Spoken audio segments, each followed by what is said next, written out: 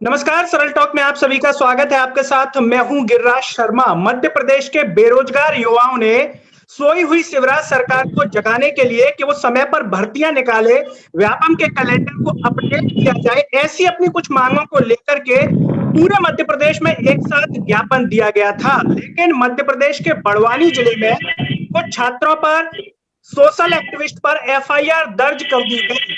ऐसा क्यों हुआ, आखिर क्या है यह पूरा मामला और एफआईआर दर्ज क्यों की गई छात्रों के ऊपर, सोशल एक्टिविस्ट के ऊपर, इस पर चर्चा करने के लिए मेरे साथ जुड़ रहे हैं मध्य प्रदेश के बड़वानी से सुमेर सिंह बड़ोले। इनसे हम जानेंगे कि आखिर क्यों एफआईआर इनके ऊपर दर्ज हुई है। क्योंकि कोरोना का काल आप सभी ने देखा है, स्कूल बंद, कॉलेज बंद, तो क्या सरकार क्या चाहती है कि छात्र अपनी मांगे न उठाएं? अगर व्यापम सो रहा है, आपको जानकर के आश्चर्य होगा कि व्यापम का जो कैलेंडर है वो अभी तक अपडेट ही नहीं है, जबकि वर्ष 2021 स्टार्ट हो चुका है। तो सुमेर सिंह बड़ोले से हम चर्चा को आगे बढ़ाते हैं। सभी से एक ही अपील है कि इस आवाज को सब्सक्राइब कीजिए और इसे सोशल मीडिया के हर प्लेटफॉर्म पर आप शेयर कीजिए। सुमेर जी, आपका बहुत बहुत स्वागत है सरल टॉक में। Thank you sir, thank you. Sumer ji, सबसे पहले तो हम ये जानना चाहेंगे कि कल आप लोगों ने ज्ञापन दिया बड़वानी में, ये एफआईआर आपके ऊपर कैसे हो गई? आपके ऊपर और जो भी अन्य लोग हैं, किनके ऊपर हुई है, इसके बारे में जरा आप हमें बताएं। कल मध्य प्रदेश में बेरोजगार युवाओं ने, सभी संघर्ष के जो संगठन थे, उन लोगों ने कल ज्ञापन देने का प्रोग्राम लगाया था। बाकायदा सूचना दी गई थी, ट्विटर पर भी हम हमेशा ट्रेंड कराते आए हैं और इस बार भी हमने 23 तारीख को ज्ञापन का प्रोग्राम रखा था। बड़वानी की अगर मैं बात करूं तो बड़वानी मैंने फोन लगाकर एसडीएम साहब से, थानेदार साहब से तय की थी, साहब हम ज्ञापन देने आएंगे। जब हम ज्ञापन देने पहुंचे तो 15 से 20 लोग थे। आप सबको ये मालूम है कि बेरोजगार युवाओं के पास बाइक नहीं होती, तो हम लोग पैदल गए, पैदल ज्ञापन देने के लिए गए। 15 से 20 मात्र नौजवान थे।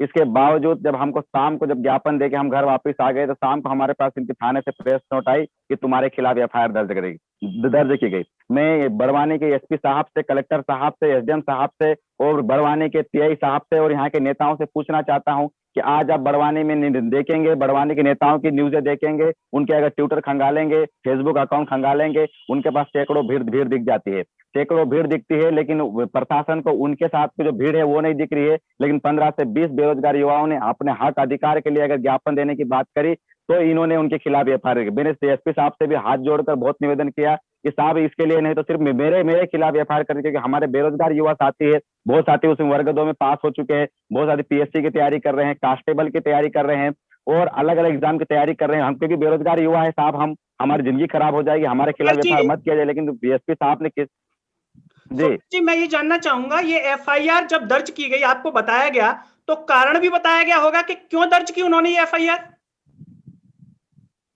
उन्होंने इसीलिए दर्ज, एसपी साहब ने बताया कि तुमने ज्ञापन ही क्यों दिया, तुमने पैदल क्यों गए। हमने कहा साहब, उन्होंने रैली का नाम दे रहे थे, हमने कहा साहब रैली नहीं थी, हमारे पास युवा अधिकारी 10-15 मोटरसाइकिल थे हमारे पास, तो 3-3 4-4 से जन गाड़ी में बैठने से तो रहे, तो हम पैदल गए। अब पैदल गए तो हम नॉर्मल नारे लगाते, जैसे अब ज्ञापन देने जा रहे तो चुपचाप वो मुंह पे पट्टी बांध के जाने थे, हम सिर्फ ये गए। अब उन्होंने इसे 4 से 5 धाराओं में मामला दर्ज किया है। अब आप उसमें देखोगे तो रोड जाम करना, अब 15-20 युवा कौन सा रोड जाम कर देंगे, कौन से आपकी शांति भंग कर देंगे।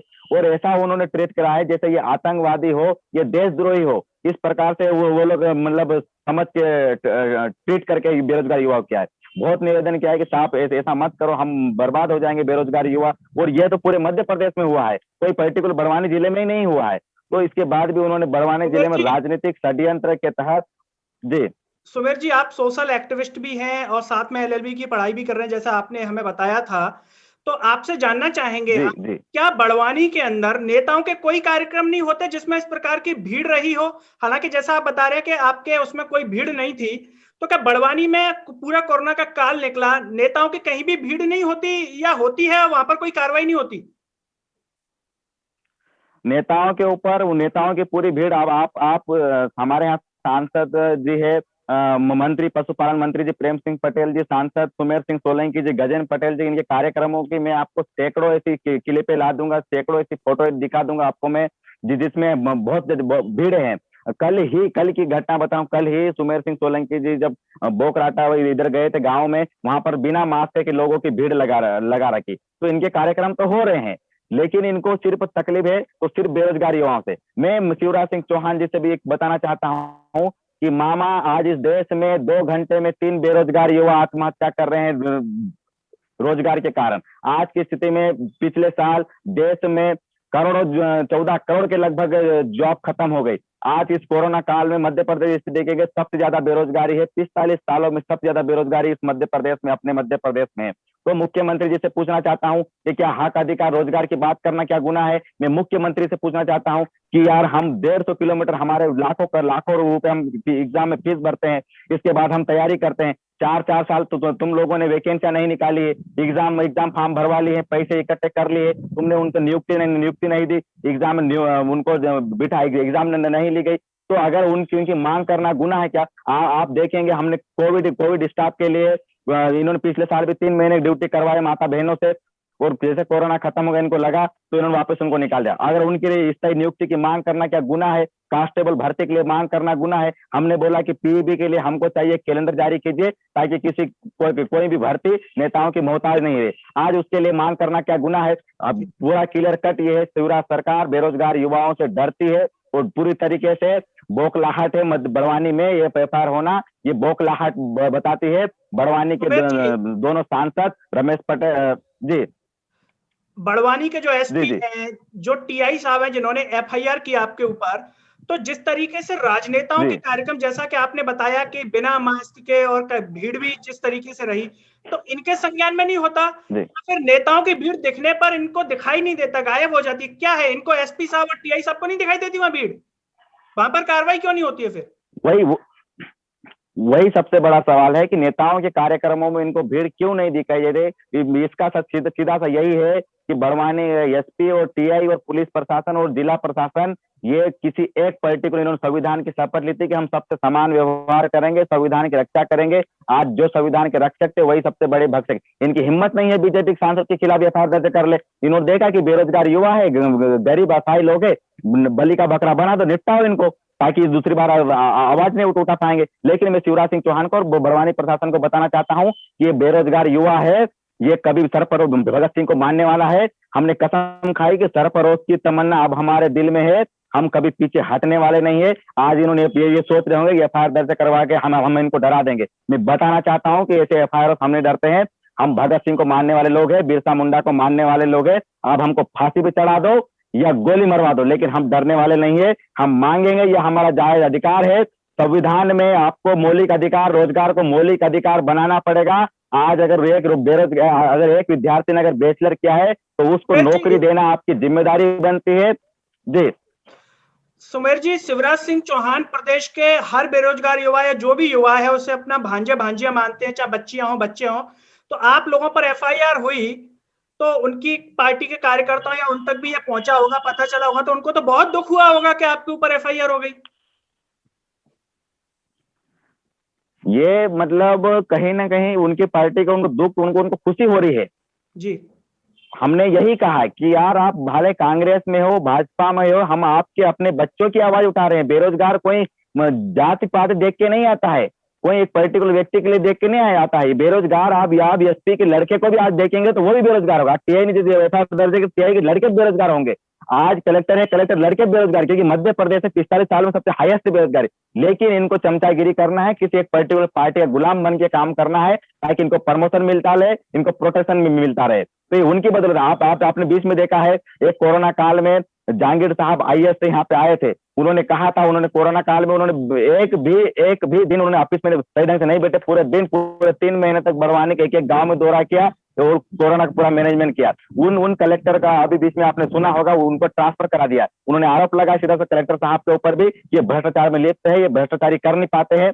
तो इसलिए इनका, और उनके समर्थन में आए कौन आए? भाजपा के सांसद आए दोनों। तो इनका नाता क्या है? कलेक्टर से, कलेक्टर अपनी ड्यूटी करता है, ये अपनी सेवा देते हैं। इनका आखिर में एक भाई भतीजावाद कौन था? तो ये सब इनका भ्रष्टाचार में लिप्त है। आज में व्यापम का घोटाला भी देखा होगा। आज आरईओ में जिन्होंने पूरी जिंदगी बर्बाद करके बेचारे स्टूडेंट ने पढ़ाई करी है, उन लोगों की पूरी भर्ती भ्रष्टाचार की भेंट चढ़ गया। जी, कल जो एफआईआर हुई है कितने लोगों पर हुई है, और क्या उसमें ऐसे छात्र भी हैं जो किसी परीक्षा में चयनित हुए हों और या आगे एग्जाम देने वाले हैं, तो उनके लिए तो समस्या हो जाएगी। बिल्कुल, जितने विद्यार्थियों पे इन्होंने एफआईआर वो सभी वर्ग 2 में कुछ 2 से 3 उसमें वर्ग 2 में एग्जाम दे चुके हैं, उसमें पास भी है, उसमें दो एक दो पीएससी करने वाले हैं, कांस्टेबल की तैयारी करने वाले हैं, ये वही लोग हैं। हमने बोला था कि कोई राजनीति करने वाला, कोई हाई हल्ला करने वाले लोग, ये जिनको रोजगार की जरूरत है, जिसके आग में उसको लग रहा है कि नहीं यार हमारे साथ गलत हो रहा है, वो बिन बुलाए उस क्रांति में आता है। तो ये वो लोग थे, ये कोई हर बार मतलब कोई हमेशा तख्ती लेके नेताओं के पीछे भागने वाले लोग थोड़ी थे ये तो जिनको जरूरत थी वो लोग थे ये। बिल्कुल। सुमेर जी, क्या इसको लेकर के जैसे आप लोगों पर एफआईआर हुई, तो जब आप लोग ये कर रहे थे, ज्ञापन दे रहे थे, इसकी सूचना भी आपने किसी ना किसी को तो बोला होगा, ऐसा तो है नहीं कि बिना बोले आप चले गए? बिल्कुल बिल्कुल, एसडीएम साहब से मेरी बात हुई थी, टीआई साहब को भी मैंने बोला था, मेरे पास रिकॉर्ड है जी। और इनको बोला था। और ये लोग एफआईआर दर्ज कर, इनको अगर इतनी तकलीफ थी तो हमको बीच में हमको बोल देते कि भैया नहीं यार तुम यहीं रुक जाओ, तुम ऐसा नहीं कर सकते। हम हमारे पर पूरा पूरा पूरा पूरा प्रशासन देख रहा था वहां पे, टीआई साहब देख रहे थे वहां पे, तब तो इन्होंने किसी ने नहीं बोला। तब बोल रहे हाँ यार नहीं यार बेरोजगारी बहुत ज्यादा है, आपको आंदोलन करना चाहिए, ये अच्छी अच्छी बात है, सरकार तब जागेगी। लेकिन बीच में अगर मालूम पड़ा है कि नहीं यार ये तो ये चीज हो रही है। और हमने तो हाथ जोड़कर बोला साहब 15-20 लोग थे, 25 लोग होंगे बस, लेकिन इतने लोगों ने अगर कभी अपने आवाज की बात करी तो आज क्या गुनाह कर दिया। आज की स्थिति में हर जगह से एक आवाज उठ रही है कि बेरोजगार युवाओं के खिलाफ जिस प्रकार से ये षड्यंत्र पे एफआईआर दर्ज करना, दमनकारी नीति से ये साजिश कर रहे हैं, ये मैं बता दूं शिवराज सिंह चौहान मामा जी को बहुत महंगा पड़ेगा जी। सुमेर जी, इसको लेकर के क्या आपने अपने जनप्रतिनिधियों किसी को बोला, निवेदन किया कि हमारे ऊपर, छात्रों के ऊपर जो है एफआईआर दर्ज हो गई है, इसको हटवाया जाए? नहीं, हमारे कोई जनप्रतिनिधि, हमारे यही तो इसीलिए तो हमारे पे एफआईआर हुई कि हमारा कोई जनप्रतिनिधि है, जनप्रतिनिधि हम किसी पार्टी से बिलोंग नहीं करते, इसीलिए तो इन्होंने हमारे ऊपर एफआईआर दर्ज करी। ये तो बेरोजगार लोग है, इनका क्या आधार है, क्या कर लेंगे ये, हाय हल्ला दबा इनको दबा देंगे, आने वाले युवाओं भविष्य ने में भी कभी वोट दिया आएंगे नहीं होगा, सामने जो ये। भी वहां से विधायक होंगे, सांसद होंगे, उनसे आप लोगों ने नहीं कहा कि एफआईआर दर्ज हो गई है? नहीं, हमने बात इसे करने की कोशिश तो नहीं करी है, लेकिन ये हमारा ये है कि बड़वानी में आज पूरे 52 जिलों में कल ज्ञापन दिया जाएगा इसके खिलाफ में, और हम शिवराज सिंह चौहान को भी नाम से ही ज्ञापन देंगे हम, और प्रतिलिपि हम इनको भी, जो हमारे लोकल प्रतिनिधि, इनको भी हम प्रतिलिपि देंगे कि बेरोजगारों के साथ ऐसा खत्म करना बंद कीजिए, आप बेरोजगारी को खत्म कीजिए, बेरोजगारों को खत्म मत करिए साहब। और मेरा तो सिर्फ इनको इतना सा नहीं जी जी जी। सुमेर जी, ऐसा तो नहीं जैसे आप लोगों ने रोजगार को लेकर के जो ज्ञापन पूरे मध्य प्रदेश में दिया सभी बेरोजगार युवाओं ने, तो कहीं ऐसा तो नहीं कि शिवराज सिंह चौहान महा वैक्सीनेशन अभियान चला रहे हैं, तो वो सोच रहे हो कि सबको पहले वैक्सीन लग जाए, सब खतरे से बाहर आ जाए, उसके बाद मैं आराम से वैकेंसी निकालूं? इनका महा वैक्सीनेशन प्रोग्राम, हमारे पास युवा भी लगवा के आए हैं, वो सब भागीदारी हो रहे हैं वैक्सीनेशन प्रोग्राम में, कौन इनको रोक रहा है भाई? इनका प्रोग्राम तो वैक्सीनेशन कारण रुक नहीं रहा है, और ये अगर बेरोजगार आवाज उठा रहे, इनका वैक्सीनेशन प्रोग्राम खराब हो रहा है। अरे भैया, आज इनको अगर इतनी जनता की फिक्र होती तो इतने लोग मरते नहीं। आपने देखा होगा कोरोना काल में, मैंने पहले आपको बात, कोविड स्टाफ को 3 महीने रख के इन्होंने निकाला। अगर इनको लोगों की इतनी स्वास्थ्य की जो है फिक्र होती मामा जी को, तो उन लोगों को कोविड स्टाफ को रखते नहीं। आपने देखा होगा इस देश में सबसे ज्यादा लुटाया है मध्यम वर्ग, गरीब वर्ग लुटाया है। आज सरकारी प्राइवेट अस्पताल में लाखों का बिल है, आज लाखों का फर्जी बिल है, 1.5 लाख 2 लाख जमीनें बेच के अपना इलाज करवाया है। हमारा तो ये मांग है निजीकरण को खत्म किया जाए और सरकारी व्यवस्था को दुरुस्त किया जाए। लेकिन मोदी सरकार का भी कहीं ना कहीं यही है कि निजीकरण को बढ़ावा दे रहे हैं और रोजगार को खत्म कर रहे हैं और स्वास्थ्य चीजों को बंटा ढाल कर रहे हैं, शिक्षा के ऊपर कोई ध्यान नहीं दे रहे हैं ये। सुमेर जी, जैसा कि अभी आपने चर्चा में बताया कि जो एफआईआर हुई है उसको लेकर भी आप लोग जो है कल ज्ञापन देने वाले हैं, तो ऐसा तो नहीं कि फिर उसी ज्ञापन की तरह और एफआईआर दर्ज हो जाए? तो इस बार क्या एहतियात रखी है आप लोगों ने? मतलब सरफरोश, इसका जवाब सिर्फ एक ही बात से दूंगा कि सरफरोश की तमन्ना अब हमारे दिल में है, देखना है जोर कितना बाजुए कातिल में है। अब तुझे भी दिखा देंगे हम ये आसमां कि कितना तुझ में दम है। हम लड़ेंगे, हम एफआईआर से डरने वाले लोग नहीं है। हमने मजदूरी करके हमने पढ़ाई करी है, हमने ढोर बकरियां चरा के हमने पढ़ाई करी है। हमारे 150-200 किलोमीटर दूर हमने वहां पे लोगों को खाना परोस के कैंटीन का काम कर करके हमने पढ़ाई करी है। हम ये एफआईआर से डर जाएंगे हम? इनकी गलत फहमी है, ये इसमें बैठने वाले लोग जो एसपी कलेक्टर वगैरह है, इनकी गलत सोच है कि ये डर जाएंगे। अरे हमने इतनी दर्द भरी उससे हमने पढ़ाई करी है, यहाँ तक हमने बैचलर डिग्री करी है और कर रहे हैं, आज हम पढ़ रहे हैं, विद्यार्थी, मैं खुद विद्यार्थी हूँ, तो हम डरने वाले नहीं है। ये गोली मारे या हमको अंदर करे, हम लड़ेंगे जब तक एक एक को रोजगार नहीं मिलेगा, हम लड़ते रहेंगे। क्योंकि हमने कहा है कि हम बिरसा मुंडा का खून है, हम घंटा मामा खून है, भगत सिंह के विचारों पे चलते हैं, हम भीमराव अंबेडकर के विचारों पे चलते हैं, हम बाबा साहेब के विचारों पे चलते हैं। तो हमसे डरने वाले लोग थोड़ी है हम एफआईआर उनसे। हम बेरोजगार युवा आज किससे पूरे मध्य प्रदेश में आक्रोश व्याप्त है। मेरे पास हर अलग अलग जगहों से फोन आ रहे कि भैया क्या हुआ, ये हम कल ज्ञापन देंगे। ये कोई मेरा प्रोग्राम नहीं था, अलग से लोग बोल रहे हम तो ज्ञापन देंगे। तो ये तो आक्रोश व्याप्त है पूरे मध्य प्रदेश। इन्होंने दुख मतलब ऐसा काम कर बहुत वो क्या बोला, दुखती रग पे इन्होंने हमारे उस पे पैर रखा है इन लोगों ने। सुमेर जी, बड़वानी में जो छात्राएं हैं, जो भांजियां हैं शिवराज मामा जी की, तो क्या वो भी इसी तरीके से परेशान है या केवल भांजे ही परेशान है? भांजा भी परेशान है। पिछले बार हमारा प्रदर्शन हुआ था यहाँ पे दंडवत प्रोग्राम, उसमें भांजा सबसे ज्यादा आई थी। और इसके बाद अर्धनग्न प्रोग्राम हुआ था, वहां पे भांजा लड़कों से लड़कियां ज्यादा थी, भांजों से भांजा ज्यादा थी शिवराज सिंह मामा की। और हमने कहा था कि शिवराज सिंह चौहान मामा जी बोलते मेरे भांजे तुम्हारे लिए हूँ, आपके भांजे उस समय भी हमने कहा था आपके भांजे को देखिए रोड पे अर्धनग्न है। तो ये तो सिर्फ कोविड का कारण था कि 15-20-25 लोग इकट्ठे हुए। अगर कोरोना का अगर हम गाइडलाइन और संविधान का हम पालन नहीं कर रहे तो बड़वानी में इतने लोग इकट्ठे होते कि एसपी साहब को संभालना मुश्किल हो जाता, कलेक्टर साहब को संभालना मुश्किल, क्योंकि इन्होंने देखा है बेरोजगारी वाला कार्यक्रम। वो इनको नॉलेज में ये बात है कि ये तो हमने जी जानना चाहेंगे चलते चलते आपसे कि बेरोजगार युवाओं का पहले भी आंदोलन हुआ था और भर्तियों में हम देखते हैं कि डेट आ जाती है और कई तिथियां आ जाती हैं, एक आएगी, दूसरी आएगी, तीसरी आएगी, चौथी आएगी, फिर नोटिफिकेशन आएगा, फिर गायब हो जाएगा। तो कहीं ना कहीं ऐसा लगता है कि जो व्यवस्था है पूरी वो युवाओं को जिलाने का कार्य कर रही है। आप लोगों ने पूरे मध्य प्रदेश में ज्ञापन दिए, अगर फिर सरकार नहीं मानती है तो आगे युवा क्या अब लगातार इसी मार्ग पर चलेगा, लगातार अपनी मांग उठाएगा, या फिर उसी प्रकार से प्रोसेस होगी कि 4 महीने शांत हो जाएंगे, फिर जगेंगे, फिर ज्ञापन देंगे, फिर सरकार आपको आश्वासन दे देगी और फिर ठहर जाएगा मामला? नहीं, हमारा अनवरत रूप से जारी रहेगा। हमने कसम खाई है कि एक जब तक बेरोजगार को रोजगार नहीं मिल जाता, उन्होंने जो पढ़ाई करी उसके हिसाब से रोजगार नहीं मिल जाता, तब तक हम शांत बैठने वाले नहीं है। ये इनकी गलत सोच है कि एफआईआर दर्ज करके इनको शांत कर देंगे या फिर ये ज्ञापन नहीं देंगे। बड़वानी में भी कई आंदोलन हो चुके बेरोजगारी के ऊपर और बड़े बड़े आंदोलन हुए हैं। तो इनको तो वही बात का डर था, वो इसीलिए षड्यंत्र पूर्वक इन्होंने ये करा है। जी, तो दर्शकों ये थे हमारे साथ मध्य प्रदेश के बड़वानी से सुमेर सिंह बड़ोले, जिन्होंने बताया कि कल एफआईआर दर्ज की है और सबसे बड़ा सवाल यही है कि अगर कानून कोई तोड़ा गया है तो कानून सबके लिए समान होना चाहिए। और जैसा कि सुमेर सिंह का कहना है कि उन्होंने बाकायदा जानकारी दी थी, बात करके गए थे, लेकिन जो है उनके ऊपर एफआईआर दर्ज कर दी गई।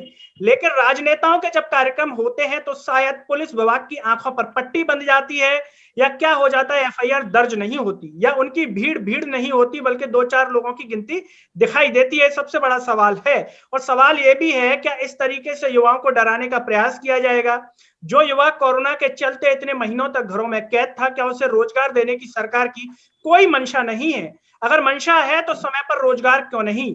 जब नेताओं के सारे काम समय पर होते हैं तो युवाओं की भर्तियां समय पर क्यों नहीं? क्या जनप्रतिनिधि केवल चाय नाश्ता बिस्किट करने के लिए मीटिंग्स में जाते हैं, क्राइसिस मैनेजमेंट की मीटिंग में जाते हैं या तरह तरह की मीटिंग्स में जाते हैं, लेकिन निराकरण कुछ निकलता नहीं है? एमपी के सीएम शिवराज सिंह चौहान जी को ये समझना चाहिए कि जिस जनता ने आपको इतनी बार सीएम की कुर्सी दे दी लेकिन आप कुछ कर नहीं पा रहे उनके लिए, आपको अपने बच्चों की महानताएं नजर आती हैं, आप ट्वीट करते हैं जन्मदिन पर कि मैंने जैसा सोचा था ऐसा हुआ, तो इन बेरोजगार युवाओं ने भी तो आपके लिए सोचा था कि ऐसे सीएम आएंगे। उनकी आशाओं पर आप क्यों पानी फेर रहे हैं?